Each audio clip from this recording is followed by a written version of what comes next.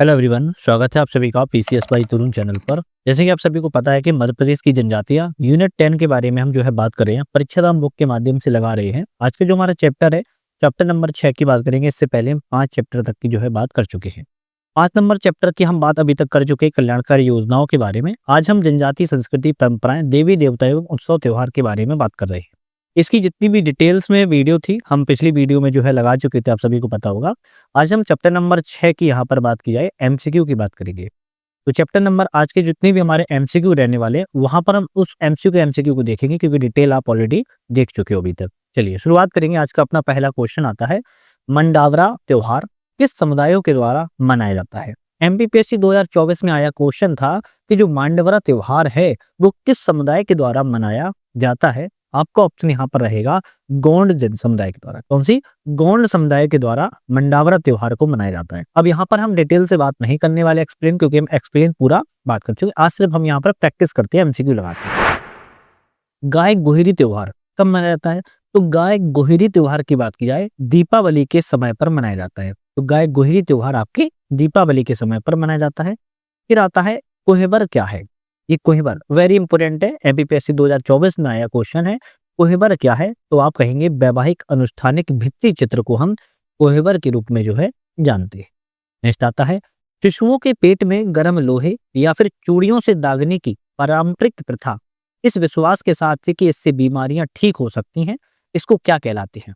तो जो छोटे बच्चे होते हैं उनके पेट में गर्म लोहे की या फिर चूड़ियों से दागने की प्रथा है, पारंपरिक प्रथा चली आ रही है, और इस विश्वास के साथ कि जो बीमारियां होंगी उसको ठीक हो जाती हैं, उस परंपरा को हम जो है दागना कहते हैं। क्या कहते हैं? दागना के नाम से जानते हैं। एमपीपीएससी एसएफएम 2024 में आया ये भी क्वेश्चन था।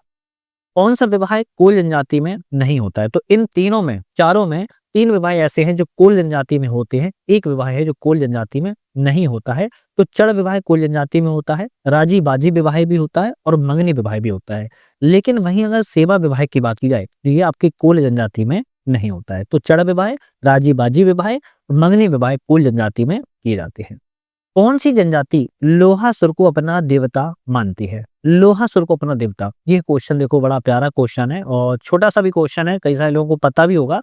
अगर पता है तो मुझे कमेंट करके जरूर बताइएगा। अब जितने लोग हमारी इस वीडियो को आप उस पर ऐप पर देख पा रहे हो, वो हमें चैट सेक्शन में उसको बताएंगे, ठीक है? तो जनजाति लोहासुर को अपना देवता कौन मानती है अगर बात की जाए तो गोंड, भील, सहरिया, एफएम, अगरिया, इसका मुझे आप लोग आंसर बताएंगे।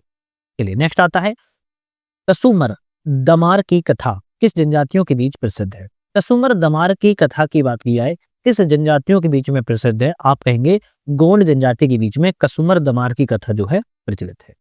नेक्स्ट क्वेश्चन आता है, उज्बन जनजाति संस्कार किससे संबंधित है? उज्बन जनजाति संस्कार की बात की जाए किस से संबंधित है, किस संस्कार से संबंधित है? दाह संस्कार को हम उज्बन जनजाति संस्कार जो है दबाए से संबंधित मानते हैं। तो उज्बन जनजाति संस्कार दाह संस्कार से संबंधित है। आशव मदाइन क्या कहलाता है? तो आशव जो मदाइन है वह क्या है? तो आशव मदाइन की बात किया तो कोल जनजाति की शराब को आशव मदाइन के रूप में जानते हैं। मदराइन, मदाइन है ना, तो आशव मदाइन कोल जनजाति की शराब होती है। प्रसिद्ध जनजाति त्योहार दैसोला बोंगा किस समय मनाया जाता है? एक जनजाति त्योहार है जिसको दैसोला बोंगा कहते हैं, किस समय मनाया जाता है? तब आपका ऑप्शन रहेगा वसंत ऋतु के समय मनाया जाता है। हमारे ऐप पर ही अगर बात की जाए, यूपीएससी नेट पर ऐप पर ही आपका मल्टीपल टेस्ट सीरीज एमपीपीएससी की मल्टीपल कोचिंग की टेस्ट सीरीज आ चुकी है। आप लोग को अगर नहीं पता है तो एक बार चैनल पर जाके विजिट कर लेना। आप ऐप पर जाके विजिट करके टेस्ट एग्जाम्स में, स्टेट एग्जाम्स वाले उसमें ऑप्शन में जाओगे, देख पाओगे कि मल्टीपल टेस्ट सीरीज होगा उसमें कोचिंग की, वो ज्वाइन जरूर कर लीजिए। भील जनजाति में होने वाले विवाह उत्सव को क्या कहा जाता है? भील जनजाति में एक विवाह उत्सव मनाया जाता है, और उस विवाह उत्सव को क्या कहते हैं? हम उसको भगोरिया विवाह उत्सव कहते हैं। भील जनजाति में मनाया जाता है विवाह उत्सव को भगोरिया विवाह के नाम से जानते हैं। भगोरिया का पहला चरण क्या कहलाता है? भगोरिया का जो पहला चरण होता है उसको हम तहेवारिया कहते हैं। क्या कहते हैं? तहेवारिया, भगोरिया, उजड़िया, ये तीनों आपके क्या है? चरण है भगोरिया का, और भगोरिया में जो पहला चरण होता है उसे तहेवारिया के नाम से जो है आपका जानते हैं। चलिए नेक्स्ट आता है, भील जनजाति के प्रमुख देवता नहीं है। अब बहुत सारे लोगों को ना समझ नहीं आ रहा होगा, वो इसको इसलिए समझ नहीं आ रहा है, जब हम डिटेल्स वाली वीडियो बनाते हैं तब उसको आप लोग देखते ही नहीं हो अच्छे से, उसको स्किप करते हो। वही उसको देखा करो, इसीलिए तो बनाते हैं जितने लोग देख रहे हैं वो समझ लो उनके एग्जाम में आप लोगों से बहुत टॉप पर पहुंच चुके हैं। उसको एक बार देखिए, पूरी किताब की किताब पढ़ा रहे हैं अपने हम चैनल पर। भील जनजाति के प्रमुख देवता नहीं है राजपंथा, चंद्रदेव, भीलट देव या बाबा देव। तो आप कहेंगे जो भील जनजाति में चंद्रदेव हैं वह देवता नहीं है, जबकि राजपंथा, भीलट देव और बाबा देव आपके भील जनजाति के प्रमुख देवता है। नेक्स्ट क्वेश्चन आता है, भगोरिया उत्सव का आयोजन कब होता है? तो भगोरिया उत्सव का जो आयोजन है आपके होली के एक सप्ताह से पहले होता है। होली के सप्ताह के पहले से भगोरिया उत्सव का आयोजन होता है। कोरकू जनजाति के कौन से देवता हैं? तो कोरकू जनजाति के देवता की बात की जाए, मेघनाथ, डोंगर देव, भटवा देव, ये तीनों ही आपके कोरकू जनजाति के देवता है। तो ऑप्शन हमारा डी वाला यहाँ पर करेक्ट हो जाएगा। तीनों ही देवता के रूप में जाने जाते हैं। कोरकू जनजाति में प्रचलित सिडोली प्रथा क्या है? तो कोरकू जनजाति में एक लोकप्रिय सिडोली प्रथा, उसको हम क्या कहते हैं? सिडोली प्रथा जो है कोरकू जनजाति में मृत्यु संस्कार से जुड़ी प्रथा होती है, उसे सिडोली प्रथा कहते हैं। कोरकू जनजाति में मृत्यु के बाद मृतक स्तंभ बनाया जाता है, उसको क्या कहते हैं? तो कोरकू जनजाति में किसी व्यक्ति की मृत्यु हो जाती है तो मृतक स्तंभ बनाते हैं, उसको कोरकू जनजाति में मंडो के नाम से जानते हैं। ध्यान रखिएगा, फिर से बोल रहा हूं, मंडो के नाम से जो है जानते हैं। ये ऑप्शन आपका करेक्ट है। कोरकू जनजाति में खनेरा देव की पूजा किस अवसर पर की जाती है? कौन सी है? खनेरा देव है। तो खनेरा देव की जो पूजा है किस अवसर पर की जाती है? ऑप्शन है ये दशहरा के अवसर पर जो है की जाती है। नेक्स्ट आता है, पाटी प्रथा का संबंध किससे है? कौन सी प्रथा है? पाटी प्रथा। और गौड़ जनजाति में चूड़ी पहनने से संबंधित होता है, जिसे हम पाटी प्रथा के रूप में जो है जानते हैं।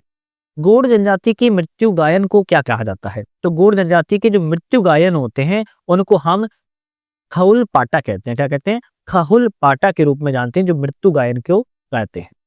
गोंडों में प्रचलित नोहे डोरा का संबंध किससे है?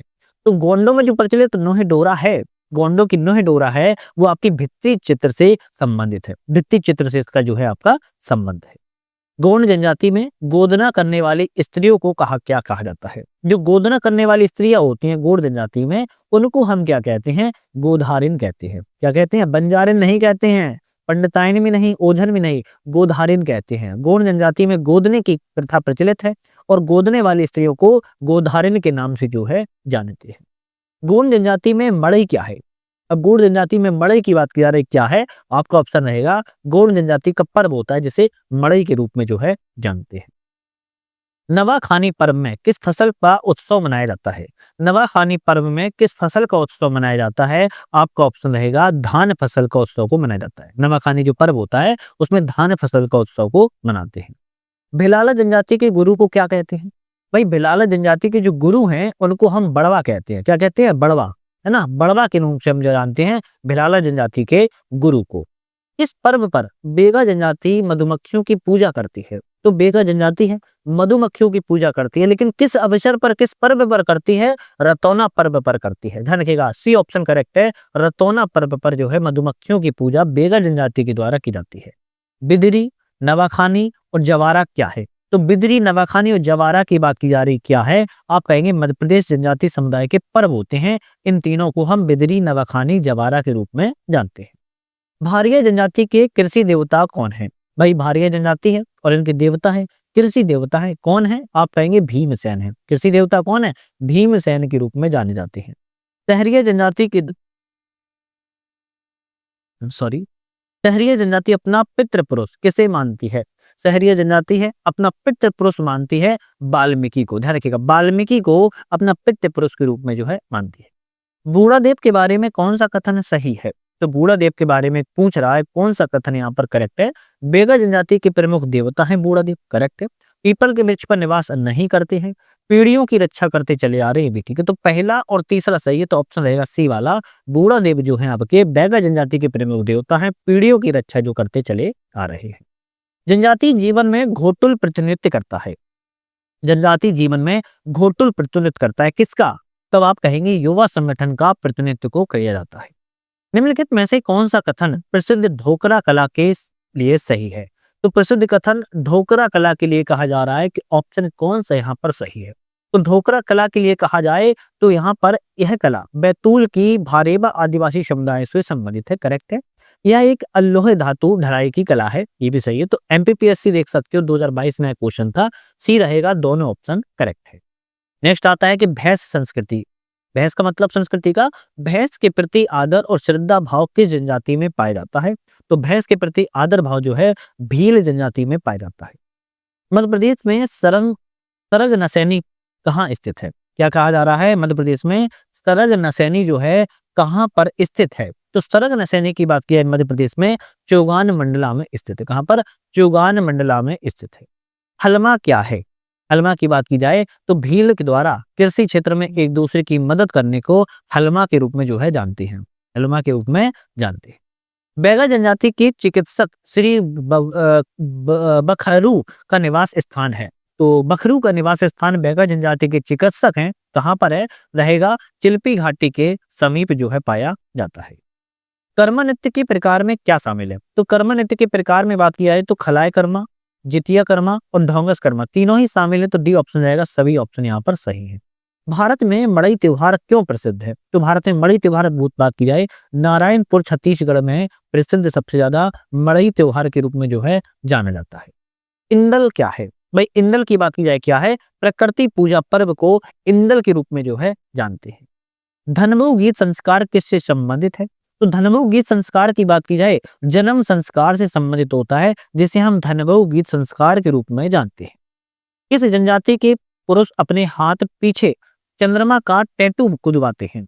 तो अपने हाथ के पीछे चंद्रमा का टैटू कौन सी जनजाति के पुरुष समुदाय जो है गुदवाते हैं? आप कहेंगे बैगा पुरुष गुदवाते हैं। बैगा के जो पुरुष हैं जनजाति के, वह आपके चंद्रमा का टैटू गुदवाते हैं। अंतिम क्वेश्चन है, जनजाति महिलाएं जीवन भर आभूषण मानती हैं, किसको? तो आप कहेंगे गुदना को। किसको? जनजाति जो महिलाएं होती हैं गुदना को जीवन भर अपना आभूषण के रूप में जो है स्वीकार करती हैं या मानती हैं। तो हमने आज यहाँ पर अपने चैप्टर नंबर 6 के क्वेश्चनों MCQ को यहाँ पर पूरा किया हुआ है। नेक्स्ट वीडियो में हम किस टॉपिक पर बात करेंगे अगर बात की जाए तो 7 नंबर का चैप्टर होगा हमारा, जिसमें हम मध्य प्रदेश की विशिष्ट कलाएं, चित्रकला, शिल्पकला, अलंकरण और भित्ति चित्र आदि के बारे में जो है बात करेंगे। तो आप लोग नए हो चैनल पर सब्सक्राइब, लाइक, शेयर करके बेल आइकन प्रेस कर लेना है। नेक्स्ट वीडियो के लिए हम अच्छे से यहाँ पर जो है कवर करने वाले हैं, जो कि इम्पोर्टेंट चैप्टर है। आज के लिए धन्यवाद।